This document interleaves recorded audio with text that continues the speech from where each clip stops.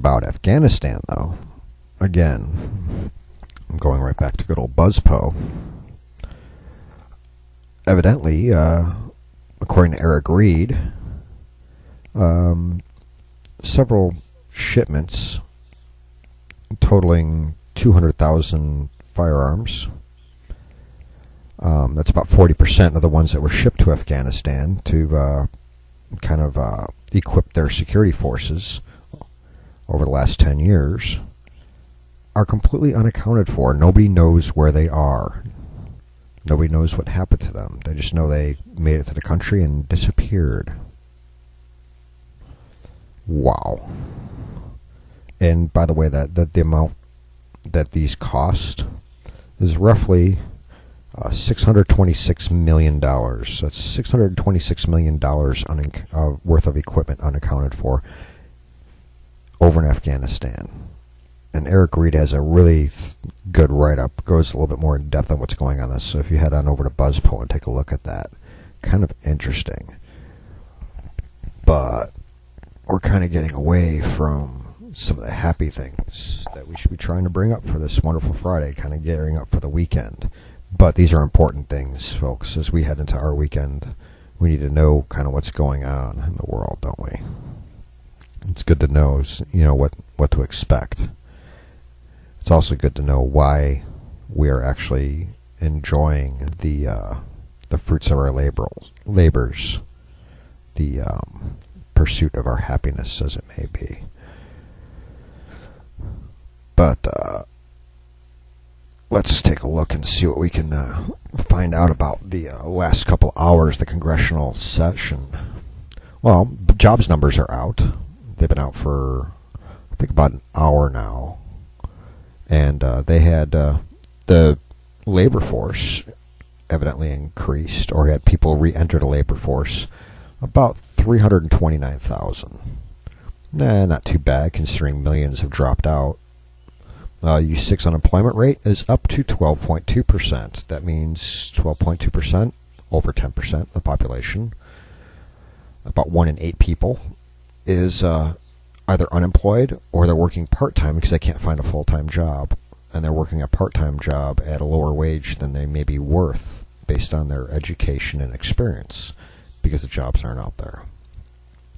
Of course, the wonderful Bureau of Labor Statistics, BLS, has revised up the previous numbers to make it look like things were better. Added 5,000 jobs to what the initial estimate was for May, and about 10,000 for June. So that's 15,000 more jobs created. They must have realized that there were more jobs created in Texas and North Dakota than originally counted, because we know that about 20% of the jobs created per month are created in Texas, and the remainder are created in places like North Dakota. Ohio's been doing pretty good recently, and other states that have right-to-work laws and natural resources, etc. Anyway,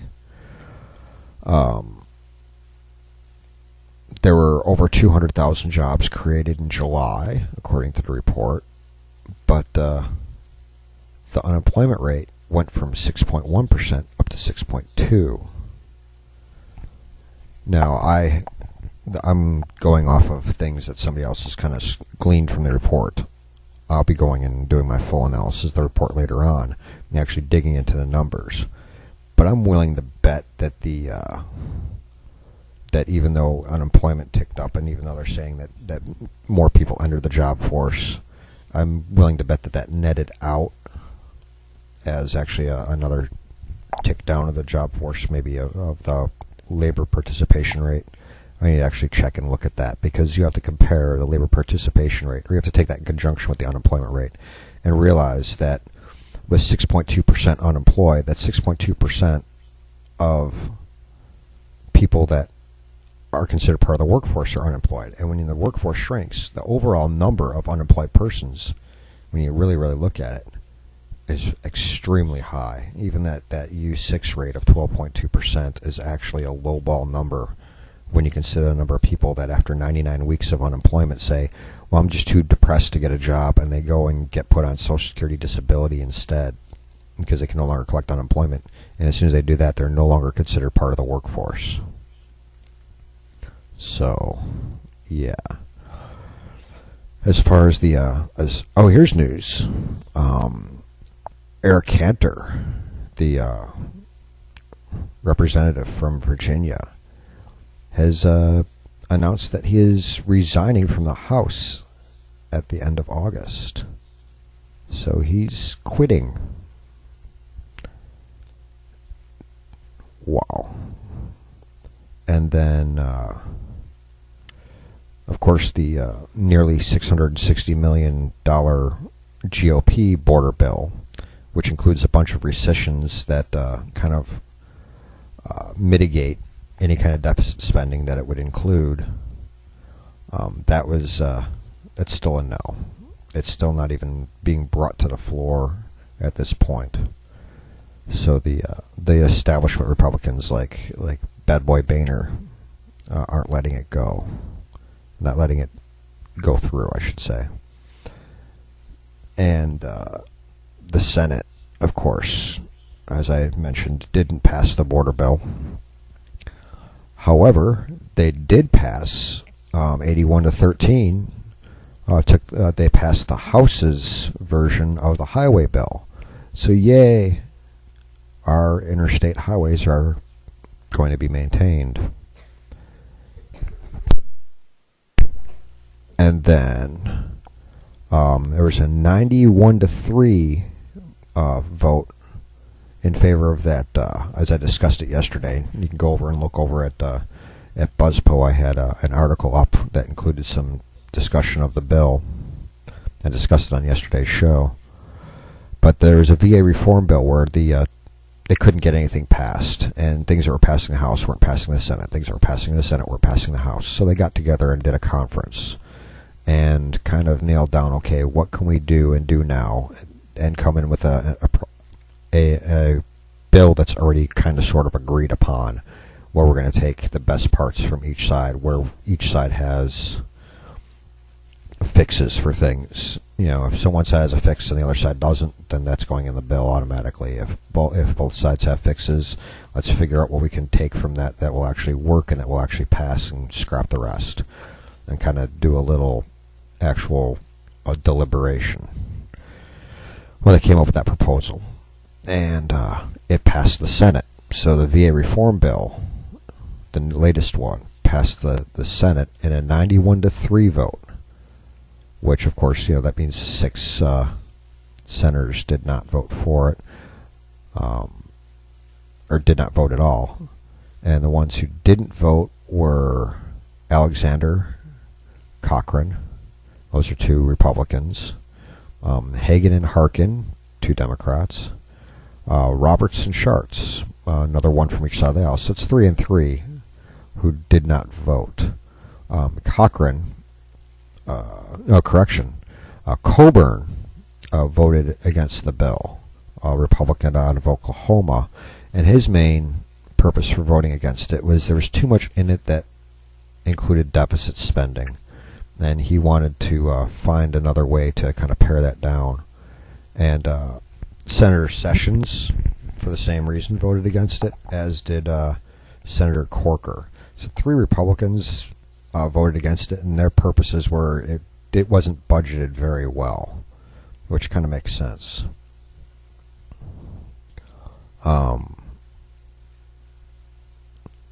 But it was because it was a $12 billion deficit. It's a $17 bill, $17 billion bill, reform bill. $12 billion of which is deficit spending, $5 billion of which is comes from rescissions. So that's an overall spending money we don't have of $12 billion with a B. Versus, of course, the border bill that was proposed in the House that nobody wants to vote on. The good one, not the Boehner bill, but the good one, which would have been a whole $660 million. But then, of course, you compare that one to the Senate bill that is dead in the Senate.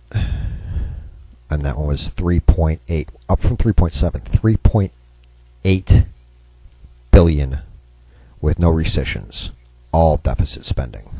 Wow, guys. And they want to say that it's the House that's not doing anything. The House keeps passing common sense bills, doing what we can afford and making things work with what we have. Common sense, right? Things that we do in our homes every day. And the Senate keeps passing ridiculous things, spending money we don't have. You know, when you have a shoestring budget, you don't plan a European vacation for your family and think, oh, I'll just max out 7 or 8 credit cards when you're already in debt and already have 3 cards maxed out and haven't paid your mortgage in 2 months. You just don't do it. Well, you don't if you're not a U.S. Senator, that is, I guess. So that's the kind of the latest coming out of there. It's a kind of interesting thing is the way it wound down, and now with highway bill passed, VA reform bill passed at least the Senate. Oh, by the way, that highway bill was signed, sealed, and delivered to the president, waiting his signature. So we'll see if he actually signs the thing. He does have a pen. He's let us know that. Also has a phone. So I guess if he needs somebody to explain it to him, if it's not written in clear enough English for him, you know, I guess you can pick up the phone and call somebody and have them read him the bill. You know, maybe a pop-up book version of it or something. The president's a smart guy. He just plays dumb on television, I guess. I honestly think that. I don't think he's as bad as some people think he is. But still, he has a phone and a pen. Maybe he'll use that pen and actually sign the legislation into law. That's his job, right? Then again, he's already said he's going to use that pen to veto 5320 if it lands on his desk, even though that's the most common sense from a budgetary standpoint bill for the border to come out so far. The only thing left then, other than funding those agencies that could actually do something along the border, is to then turn around and do some immigration reform. Of course, the president opposes any immigration reform that isn't, we're going to open our borders and let everybody come here as long as they're going to vote Democrat. That's really what he wants. He doesn't care about whether they're criminals or not. He's just playing that game to buy votes. Because every single one of them that comes across the border is a criminal. And if they try to stay here with false identification, that's called identity theft. That's a felony. So, there's even more. So they're all criminals. They're all felons.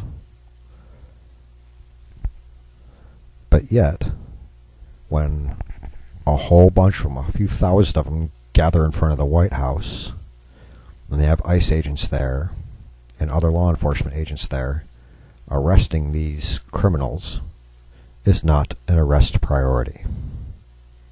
And again, when we discussed arrest priorities, remember, somebody going 11 miles an hour down the main thoroughfare in the middle of your town, where the speed limit is 45 and they're going 56, that is a higher arrest priority than the home invaders in a residential neighborhood kicking in somebody's door. Think about it. Speeding ticket is more important than stopping a home invasion. Why? Which one brings that municipality money? The speeding ticket. Because if they were really concerned about public safety and stopping speeders from hurting somebody, they wouldn't be on the main thoroughfare. They'd be in the residential neighborhoods busting the people who are doing 40 and a 25. They're not. They're not there. So, think about that arrest priority bunko that is spewed about why they didn't arrest all these illegal aliens that gathered in front of the White House the other day for a protest saying that they want amnesty. I'll give you amnesty. Give you amnesty right back to your own country of origin. Maybe they will forgive you for whatever you did in their country.